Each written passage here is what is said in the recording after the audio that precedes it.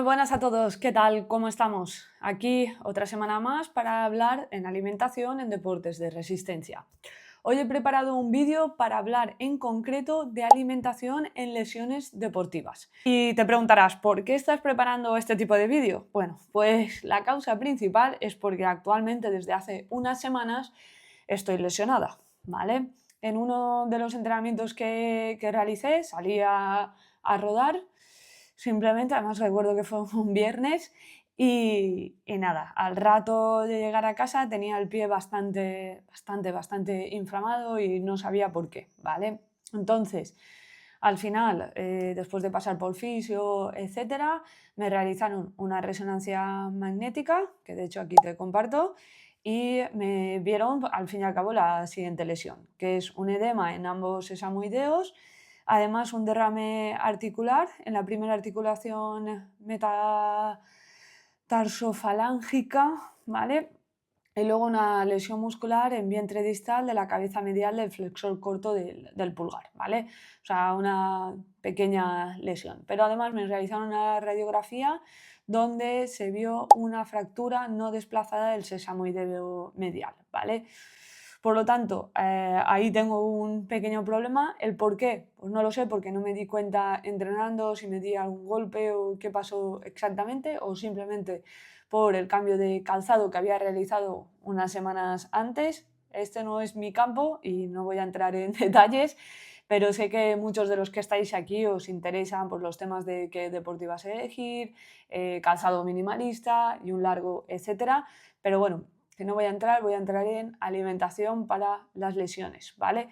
Os voy a dar un poco el ejemplo de lo que yo estoy utilizando, pero este vídeo os va a ayudar a cómo debemos de comer cuando estamos lesionados y también en función del tipo de lesión que presentamos, porque no es lo mismo una lesión ósea que una lesión muscular que, por ejemplo, una quemadura por un accidente, ¿vale? Es totalmente diferente. Así que vamos al lío. En primer lugar, cabe clasificar que cuando hay una lesión lo dividimos en dos fases, una fase de curación y una segunda fase que es la fase de rehabilitación. Y en cada fase la alimentación tiene que sufrir pequeñas modificaciones. ¿Para qué? Para optimizar esa recuperación, que es al fin y al cabo lo que queremos. Entonces, dentro de la fase de curación también hay tres fases. Una primera fase, que es una fase de inflamación, que se produce una inflamación, incluso cuando tenemos una herida, una lesión, una operación, ahí se produce una inflamación, que es ese dolor, ese hinchazón, enrojecimiento, incluso calor, que se calienta la zona. Después hay una fase de proliferación, es decir, que estamos sustituyendo el tejido de ese dañado por otro más sano, es eliminado y se sustituye el nuevo tejido. Y luego la última fase dentro de la fase de curación es la remodelación, que es decir, se sustituye el tejido temporal por un tejido permanente, que es al fin y al cabo cómo se quedará la lesión, ¿vale? Aquí cabe destacar a nivel alimentario varias cosas. En el proceso de inflamación hay muchas personas que consideran que no deberíamos de tomar antiinflamatorios, pero va a depender del tipo de inflamación. Es decir, si te han operado de la rodilla y se va a producir una inflamación bastante grave, por lo tanto yo sí que ahí recomendaría continuar tomando antiinflamatorios. Pero sin embargo, una lesión como es la que yo he tenido, que es una lesión más o menos localizada, pequeña, una pequeña inflamación, etcétera, ahí yo no recomendaría antiinflamatorios, sino que con alimentos, además alimentos que voy a describir ahora, sería una buena opción para favorecer esa recuperación. Hay muchos profesionales que consideran que el aporte de hielo tampoco sería la mejor opción. Habría que ver el tipo de lesión, etcétera. Y esto no es mi campo y no voy a entrar aquí. Pero a tema alimentario, ¿cómo vamos a conseguir esa antiinflamación? Es decir, reducir esa inflamación que se está produciendo y favorecer esa proliferación, que es la segunda fase, y esa remodelación. Pues lo más importante es utilizar alimentos que contengan omega 3, ¿vale? Pero esto no quiere decir que debamos suplementarnos con omega 3. Aquí es muy importante el ratio que haya entre omega 3 y omega 6. Por eso mi recomendación suelen ser alimentos ricos en este nutriente. ¿Qué alimentos son ricos? Pues es, por ejemplo, las nueces, los pescados azules, las semillas de lino. Importante, las semillas de lino tienen que ser molidas o hidratadas. No debemos de consumirlas así tal cual como las compramos, ¿vale? El aguacate también es otra opción y listo. ¿Cómo mejoramos ese ratio de omega 3 y omega 6? Lo mejoramos por cómo el omega 6 está presente en bastantes alimentos procesados o aceite de palma o aceite de girasol, por ejemplo, y productos de grasas trans. Entonces, reduciendo esta cantidad o reduciendo el consumo de estos alimentos, vamos a mejorar ese ratio, ¿vale? Suplementación con omega 3, tengo que recalcar que no siempre va a hacer falta y muchas veces es importante que se produzca esa inflamación para favorecer esa recuperación. Incluso cuando estamos entrenando y buscamos adaptaciones al entrenamiento, que esto no voy a entrar aquí ahora muy en detalle, pero bueno, aún así siempre hay que ver el caso concreto, qué está pasando, qué tipo de operación o qué tipo de lesiones, etcétera. Entonces, quiero hacer un pequeño resumen durante la fase de inflamación, qué alimentos debemos de tomar. Importante, favorecer el consumo de aceite de oliva, por ejemplo, aguacate, semillas de lino, aceite de pescado también podría ser una opción, pescados azules, como es el caso de la caballa, salmón o las sardinas, y algunas nueces y semillas, ¿vale? Esto puede ser muy buena opción. Suplementos. ¿Qué suplementos deberíamos de utilizar? En mi opinión, la cúrcuma junto con pimienta negra es una muy buena opción. En este caso yo, por ejemplo, en esta fase o toda la recuperación estoy tomando la cúrcuma de la marca Life Pro. Eso no quiere decir que tengas que utilizar esta, puedes utilizar otras marcas, ¿vale? De todas maneras, te voy a dejar enlaces en la descripción del vídeo de todos los suplementos que voy a nombrar. Además, estoy también suplementándome con vitamina D, ¿vale? Es una parte también fundamental, sobre todo porque hace un año aproximadamente, a ver, ¿hace un año? Sí, hace un año ya me salió en una analítica una vitamina D baja porque no me estaba suplementando y además resulta que los entrenamientos que estaba realizando no me estaba exponiendo mucho al sol. Lo mismo me está pasando ahora porque con la recuperación estoy entrenando solamente fuerza, no estoy saliendo mucho a correr, aunque bueno, me veis un poquito morena porque he estado una semana de vacaciones. Bueno, dicho esto, mi vitamina D por tendencia suele estar baja, por lo tanto también me estoy suplementando con ella. Me estoy suplementando simplemente con 2000 microgramos porque ya en las analíticas me salía normal, por lo tanto no hace falta hacer unas megadosis, que es lo que solemos hacer cuando el valor sale bajito. Una de las dudas que suele aparecer sobre la vitamina D es si tenemos que combinarla con la vitamina K. En este caso yo solamente lo recomiendo si también te estás suplementando con calcio, que esto te tiene que haber salido una analítica previamente o tienes osteoporosis, etc. Si no, simplemente con vitamina D, perfecto, ¿vale? ¿Qué otras hierbas o qué otros compuestos podemos utilizar? Hay que hacer bastante hincapié, por ejemplo, en consumir piña por la bromelina, ¿vale? También podemos favorecer con el aporte de consumo de ajo, que también es un antiinflamatorio o ayuda con la inflamación. No voy a decir que es un antiinflamatorio, que ayuda con la inflamación. Además, arándanos y el cacao. El té también puede ser una buena opción. Entonces, yo he incrementado un poco el consumo de estos nutrientes.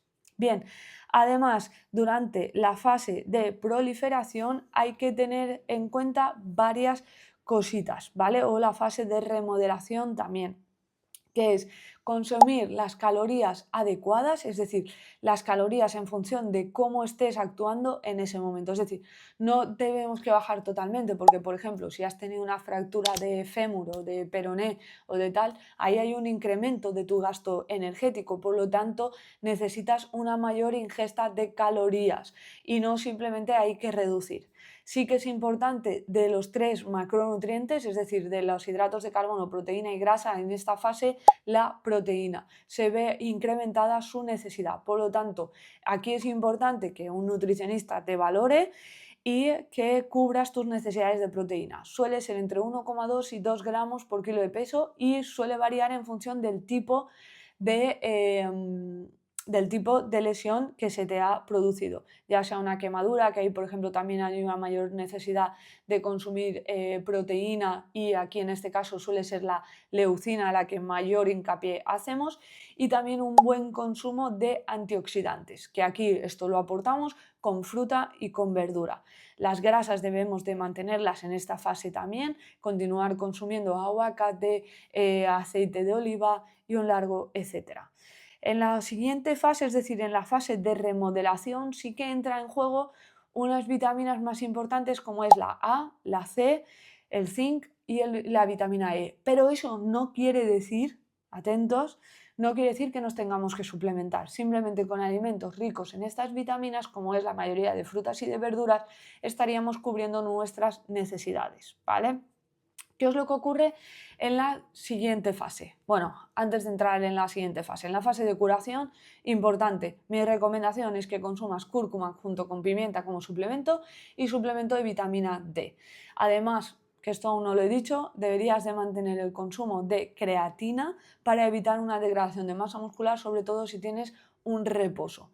Mantener la ingesta de proteína, corregir tu aporte calórico en función del estado o el tipo de lesión que has tenido, favorecer la cantidad de omega 3 junto con omega 6, es decir, ese ratio. Para eso no consumir alimentos procesados, aceite de palma, aceite de girasol, y aumentar el consumo de semillas de lino, recordar aquí hidratadas o molidas, salmón, también sardinas, ¿qué más? El aguacate, que ya lo he dicho, es que hablo de memoria, la verdad.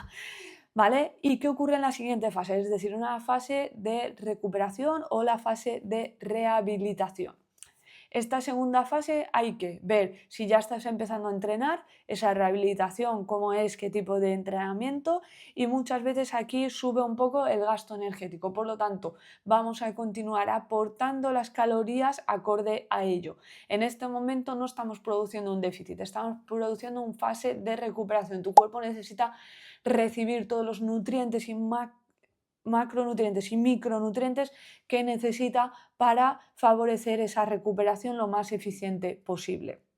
Entonces, ajustar las calorías a ello y favorecer sobre todo el consumo de proteína. Aquí podríamos hacer una bajada de hidratos, sí, podríamos hacerla, y de esta manera favorecer esa proteína. Suplementación, que en este caso os recomiendo, pues puede ser necesaria suplementarse con proteína en este caso.